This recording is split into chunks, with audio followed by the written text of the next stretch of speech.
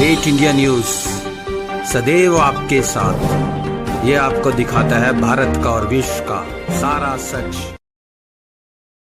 What if we could study people from the time that they were teenagers all the way into old age to see what really keeps people happy and healthy? For 75 years, we've tracked the lives of 724 men.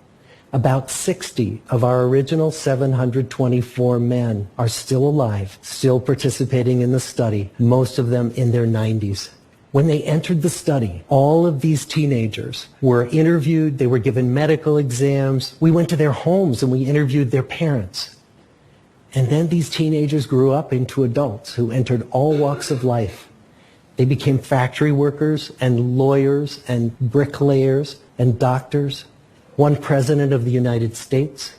And when about a decade ago we finally asked the wives if they would join us as members of the study, many of the women said, you know, it's about time.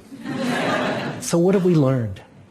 The clearest message that we get from this 75-year study is this: good relationships keep us happier and healthier. We've learned 3 big lessons about relationships. The first is that social connections are really good for us and that loneliness kills. It turns out that people who are more socially connected to family, to friends, to community are happier, they're physically healthier, and they live longer than people who are less well connected. And the sad fact is that at any given time, more than 1 in 5 Americans will report that they're lonely.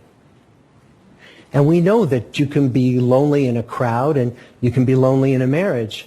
So the second big lesson that we learned is that it's not just the number of friends you have, and it's not whether or not you're in a committed relationship, but it's the quality of your close relationships that matters. It turns out that living in the midst of conflict is really bad for our health. High conflict marriages, for example, without much affection, turn out to be very bad for our health, perhaps worse than getting divorced. And living in the midst of good, warm relationships is protective. And the third big lesson that we learn is that good relationships don't just protect our bodies, they protect our brains. It turns out that being in a securely attached relationship to another person in your 80s is protective. That the people who are in relationships where they really feel they can count on the other person in times of need, those people's memories stay sharper longer. So what about you? Let's say you're 25, or you're 40, or you're 60. What might leaning into relationships even look like?